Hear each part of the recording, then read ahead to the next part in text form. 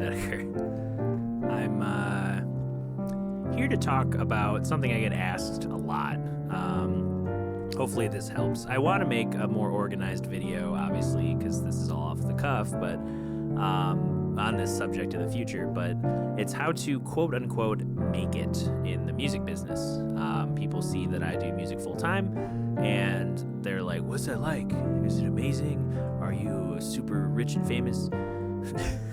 Most people don't assume that. They're like, "Oh, he's probably just barely surviving, but he's very talented."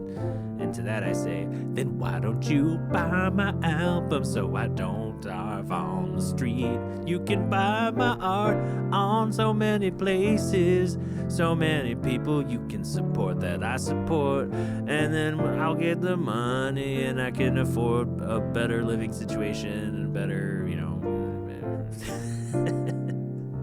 all those things. But music is a multifaceted thing. So the answer I'm going to give is not like, oh, just do these 5 things. Here are the top 10 ways you can. No, there is no top 10 ways. Those top 10 ways all have like 50 subcategories. Like network. It's like, okay, that's any job. You network and you get in a career. But let's talk about my experiences in music and how it might inform your decision to do music full time or whatever version of music you want to get involved in. All right, before I do anything, I'm checking to see if this recording will keep going, because I was a big old dummy. I recorded 2 different things on the same Pro Tools session. The first thing I recorded, which now I've learned, we all learn. The first thing I recorded was some promo material. It was like about 2 minutes. And then I was like, okay, I'll record the podcast.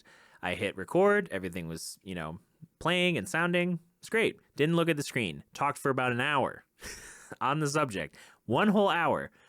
I turned, I end the episode and I turned to look at the Pro Tools session. It stopped right where the 2-minute mark was for the Life's a Piano promo. That was the promo. Life's a Piano promo. And now that I've exported those tracks and taken it off the session, it's recording again.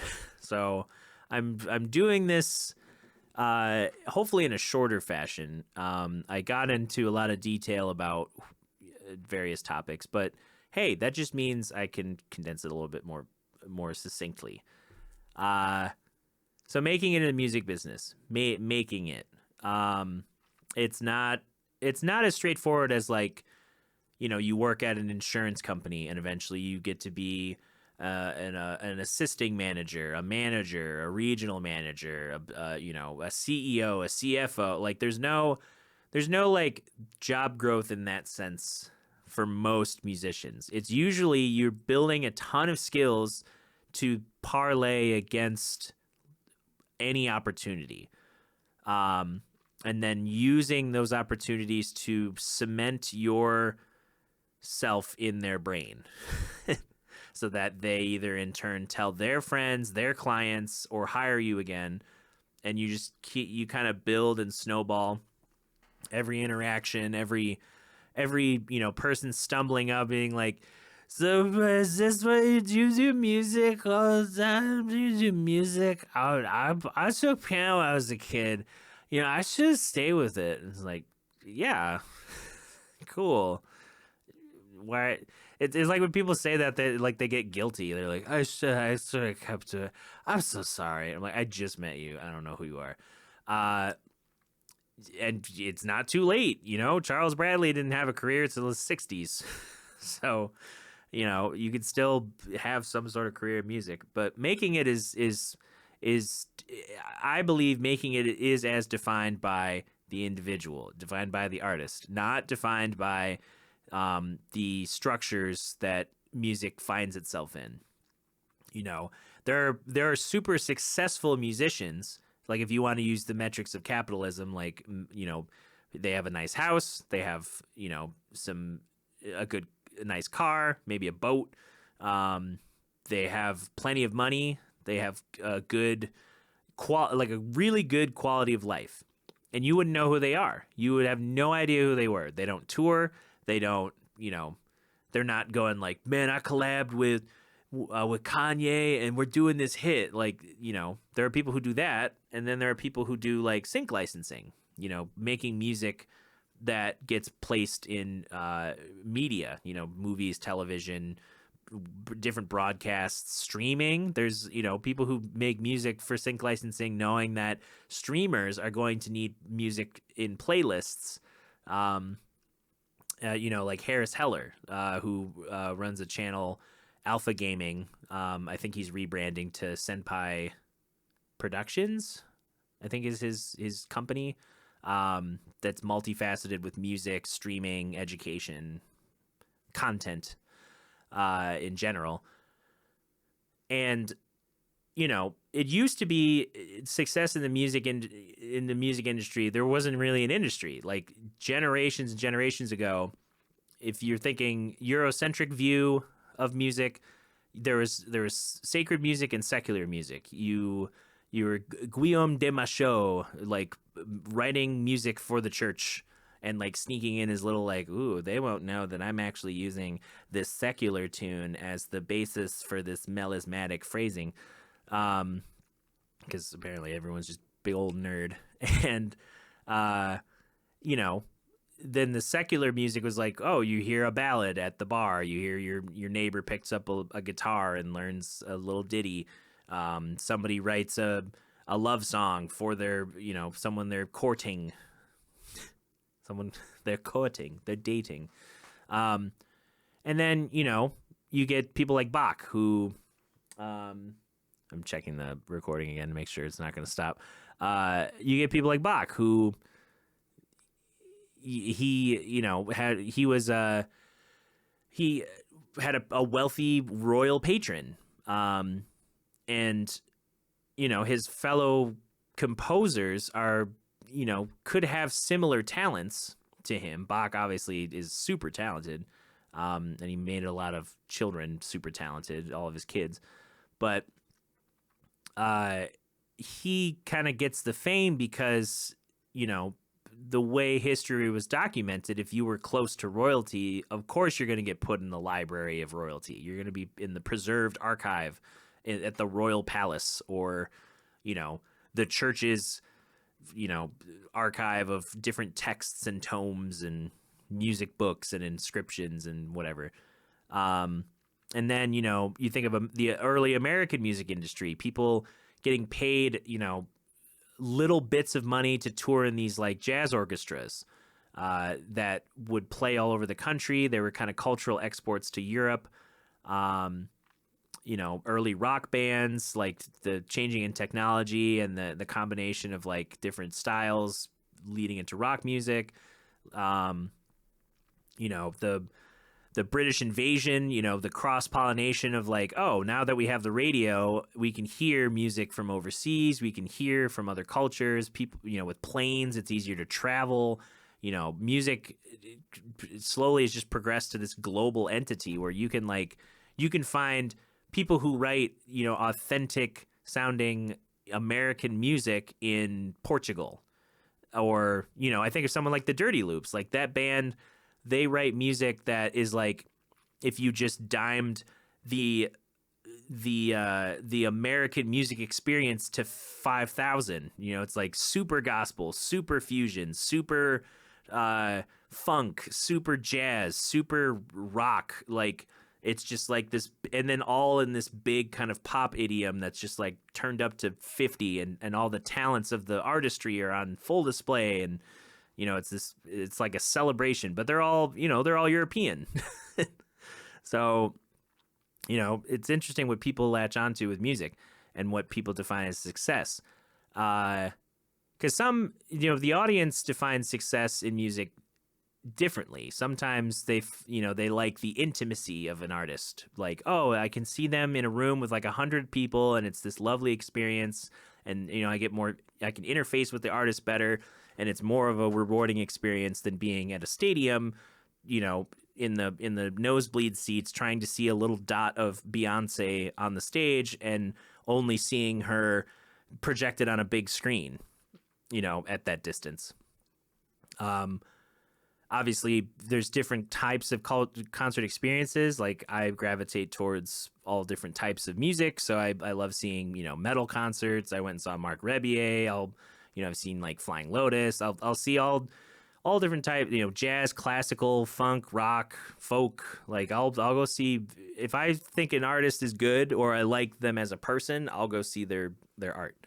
Usually it's a blending of the two.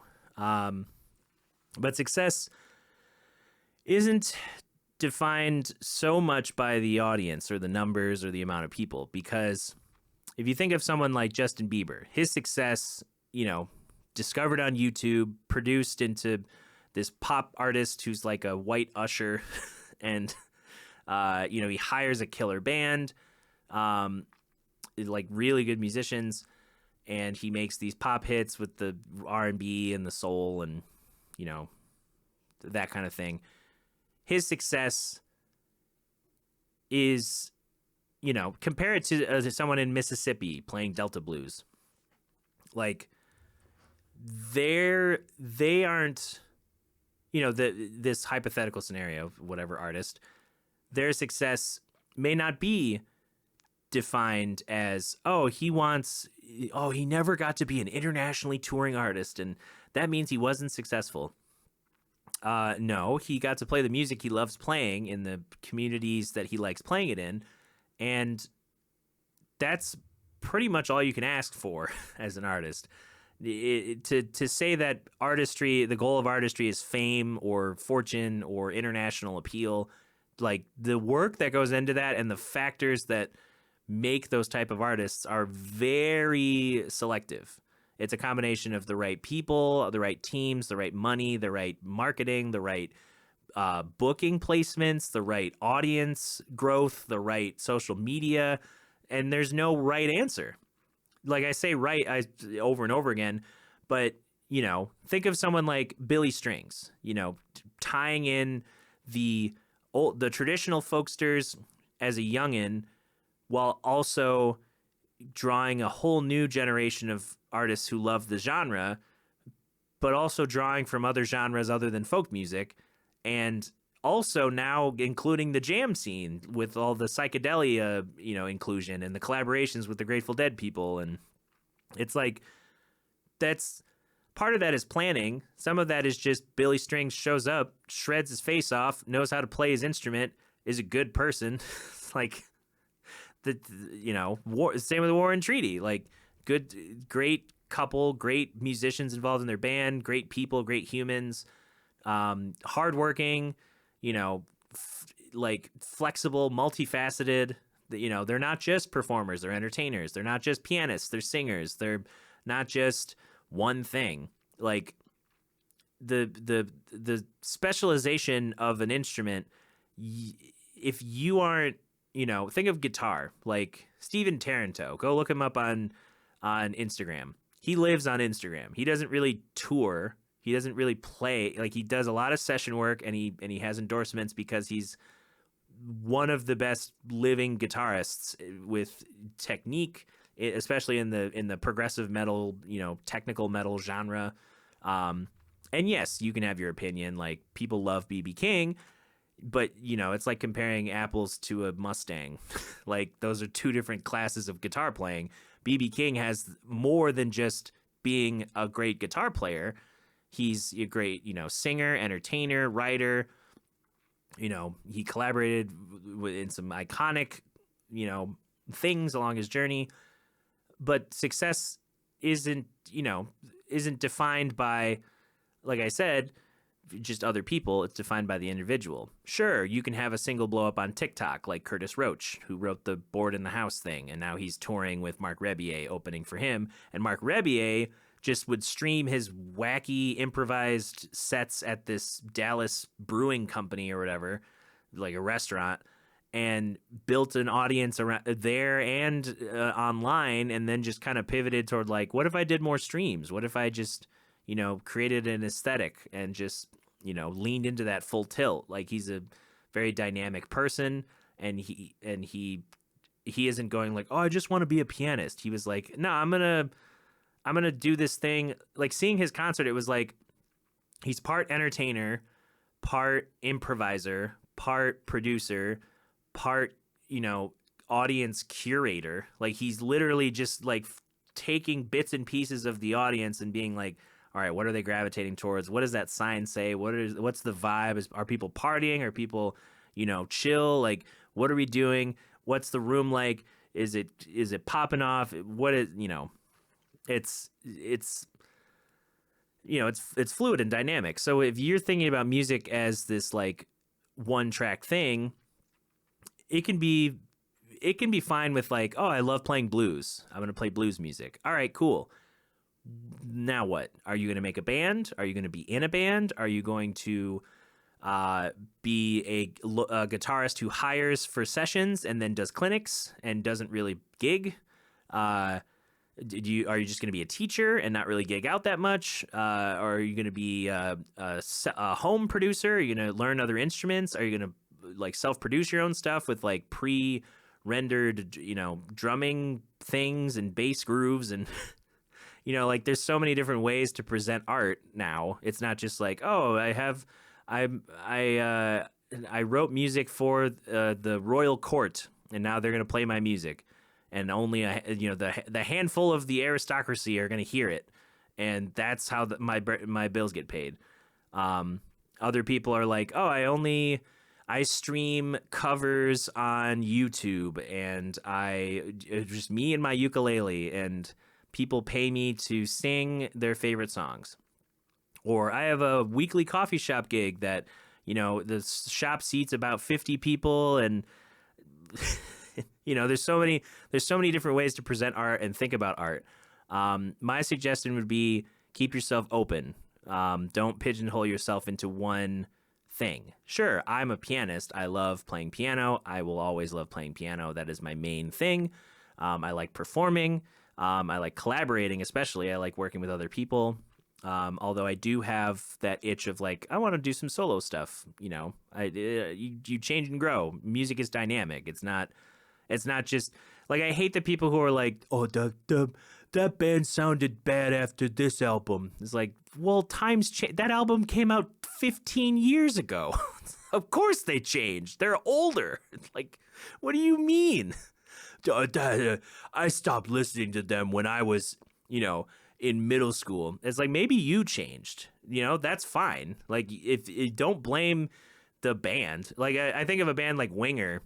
They kind of had to change because their popular hit was 17, and the tagline for 17 is she's only 17, she's much too young, but she's old enough for me. And I'm like, all those dudes were in their like 20s when they wrote that. And it's like, ugh. And now they're like, now that they're in their 40s and 50s, they're writing like kind of more progressive rock sounding stuff. I think they put out an album a few years ago. They might have put out something since then, but that's just an example of like, yeah, art sometimes has to change. Different lives, different perspectives. Ozzy Osbourne isn't like doing fistfuls of drugs anymore because he's in his 60s, 70s, 60s. I don't know. He's old. He's an old man. You can't. There's only so much pickling of alcohol you can do before you just everything shuts down. So when I say be flexible, in me doing music full time means that I'm, I might have a day where I'm not doing anything, like I'm just resting or relaxing, and that's been hard to do. That's a hard thing for me to take a day and just breathe and not overwork myself, because there is a passion behind it. There's a passion to want to continue to prove that I have the capacity to do things and grow and learn and excel. And that's why I dive into like, oh, I write about music, as a writer. I was doing that for fun back in like 2010. Like, I've been writing about music and albums and concerts for over 10 years just for fun.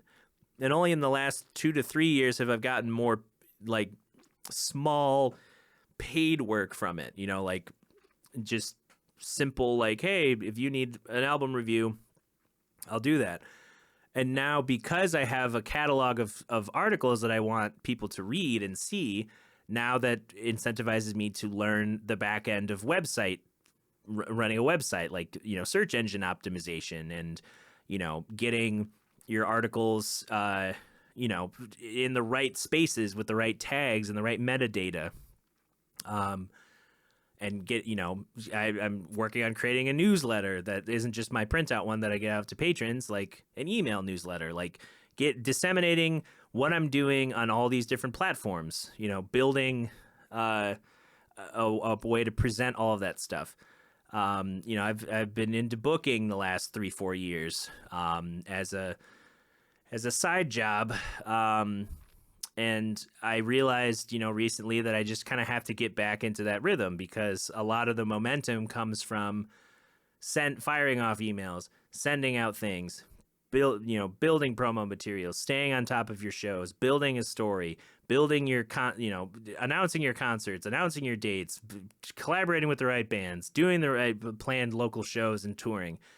Building a regional audience versus just a state audience, or even and I say region like Midwest, not necessarily like, like just a West Michigan artist or something. But, if you're looking to expand, you have to think about the things that, go into that.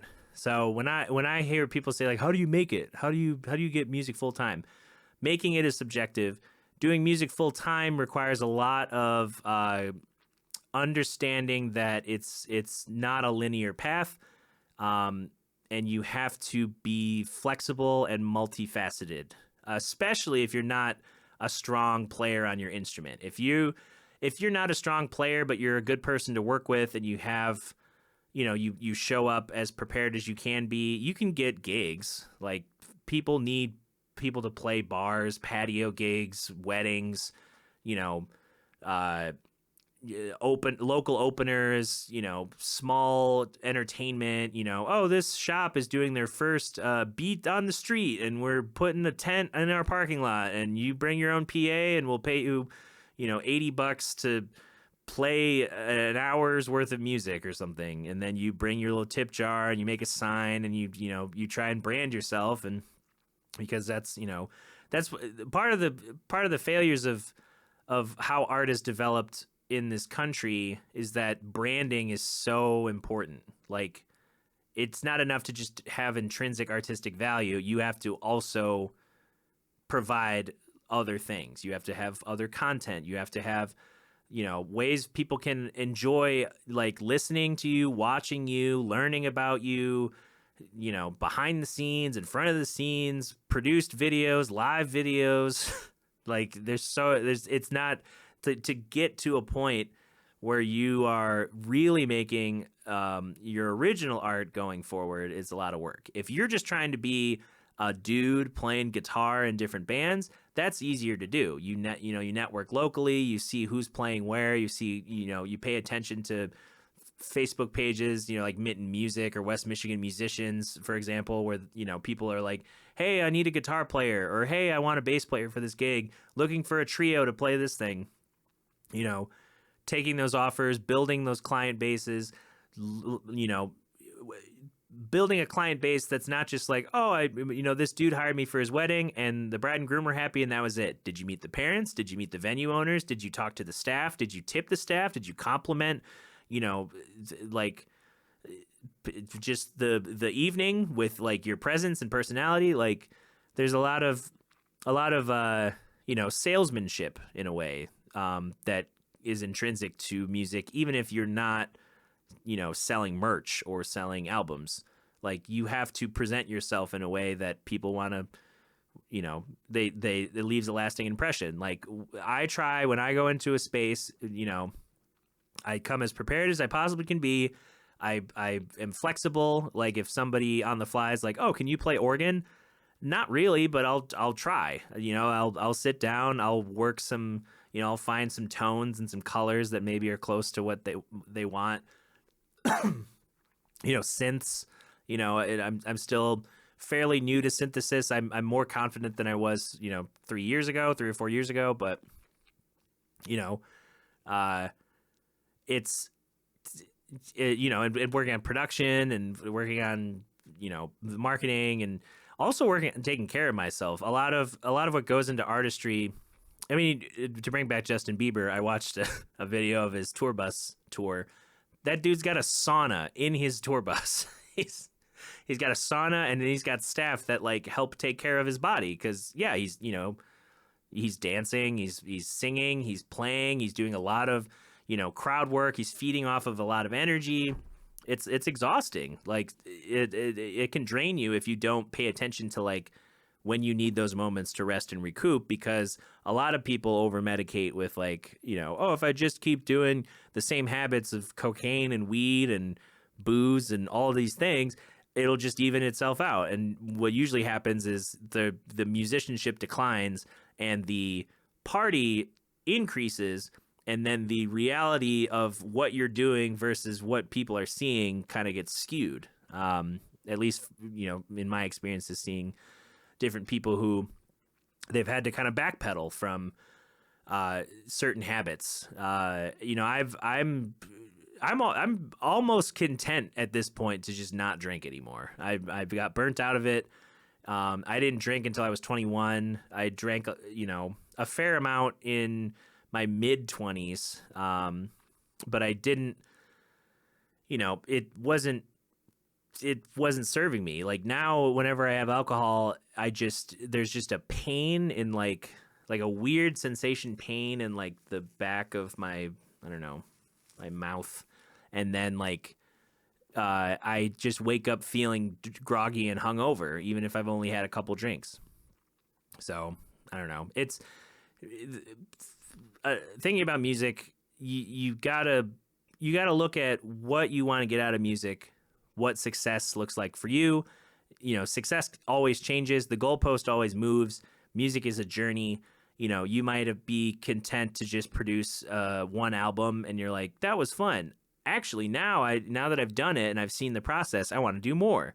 Or, oh, I just want to be able to play this venue. And then you get to play that venue, and now you're like, oh, now I have a better idea of how to get into these spaces. Maybe I'll try a venue in another city.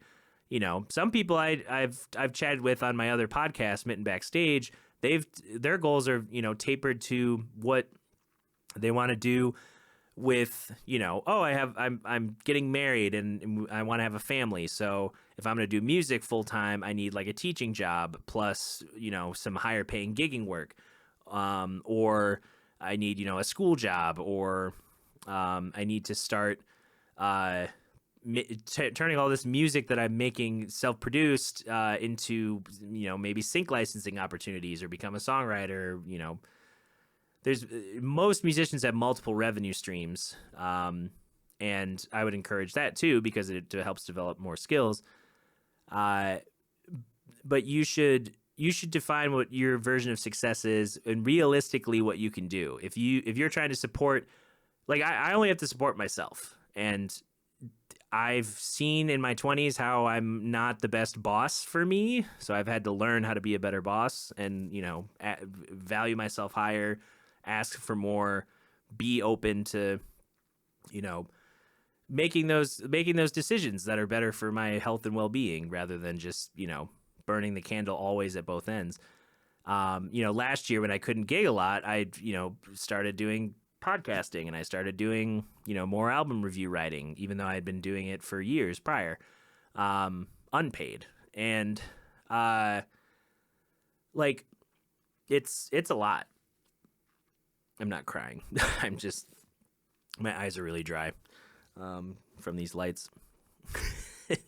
And it's good timing though, to be like, it's a lot of work, don't do it. No, it's rewarding, as you know. It's more than just the awesome times I have with friends on stages. It's more than just the fun music that gets cooked in a studio. It's it's the holistic approach. Like a musician has this unique opportunity to really set their own standards and really, dive into what makes artistry satisfying for them. If it's a weekly gig at a pub with your friends and that's it, cool. If it's you're a weekend warrior and you work at, I don't know, Allstate and or you're a realtor and like you gig on the weekends, cool. Like if that's what makes you happy and that's what helps fund your art and helps get you in a good creative space, that's good. Usually when people ask me how to make art full time, it's that they feel like they have an imbalance. And usually the answer isn't just quit everything or move to a new city, because that could put another strain on it. Like if you're like, man, I want to do music and I want to do it in New York, and then you move there and you don't have a plan, you don't have any finances, you don't have any connections, you haven't spent any time researching anything, like you'll have a huge learning curve and it'll be a ton of work, and you could do it. It's just you got to be honest with what you want out of your life, because art, the pursuit of like some lofty ideal of art, it could take a long time. Like I mentioned Charles Bradley, like he was a James Brown impersonator and then, only got a career in his 60s. And then, he didn't even have it that long. He died like not too long after. So, his story is obviously a unique one, and everybody's story is different. Some people like Miles Davis, changing jazz every few years and creating this lasting legacy. And then there are other people who are like, oh yeah, he played for 3 years in, Woody Shaw Big Band or something. And nobody really knows who they are until, some saxophone student discovers a related video on YouTube, or a Spotify recommended Discover Weekly playlist recommendation, or a friend transcribing it in school because their teacher said you should check this guy out, he's kind of underrated or something. Music has a lot of different paths. It has a lot of different rewards. It has a lot of different hurdles and struggles. It has a lot of approaches you can do. You can lean into performance. You can lean into production. You can lean into music publishing, music business, booking. You can be a hobbyist performer and also work for a venue. You can be a studio rat and also play in a band, a handful of times a year. Like there's so many different paths. And I would recommend you look at what you enjoy doing, what you can afford to cut back on that's non-music work, so that you can focus on music. But usually the problems happen when you go to the extremes. If you're only working a non-music job, you're not going to have a lot of time for music. If you have a good balance of both, then you'll start to see like when those moments of, oh, I can shift to doing music full time. I've seen friends in the last year, they hustled and grew their abilities and their skill sets, and now they're switching to music full time. And I saw just as many leave music full time to start other business ventures or have other jobs. And it's a dynamic situation. Like, not everyone's cut out to grit their teeth and just weather the storm as an artist, and that's fine. We shouldn't expect that from everybody, because art, again, is defined, the success is defined by the artist. Other people might not understand it. It might not be to the quality of some other people. Some people are hobbyists and they're not going to sound like a virtuoso, but a virtuoso might not have some of the working man skill sets of a local guitarist. A virtuoso might have been picked up by a music, like a booking agency who like set them up like, oh, here's where you go to get your press photos. We'll make you an EPK. We'll book on your behalf. You just focus on playing. And then other people, they know how to do all that because they've had to learn, Photoshop or Canva and make posters and then put them up around town and then tell people and then make a bunch of posts on Facebook and like invite people and make an event and, maybe do a boosted promo and make a video or make a, goofy content to get people informed about there's so many paths to, understand being a musician in the modern music scene.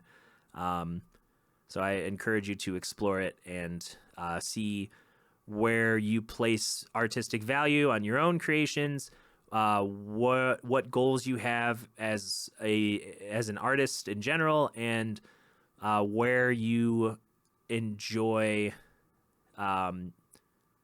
artistic, development or interaction the most, because it'll help kind of narrow down your goals and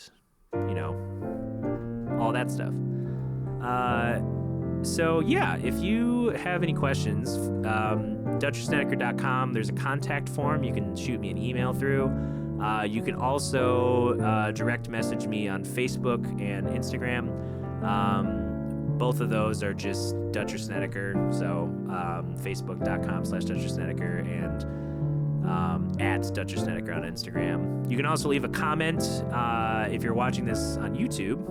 And yeah, there's a lot of roads to contact me. Or you can become a patron and directly, not to be super biased, but if any of my patrons ever reached out, I'm gonna answer them really fast because they're directly funding my artistic pursuits and the longer journey of artistic development than just jumping on the bandwagon when someone's successful.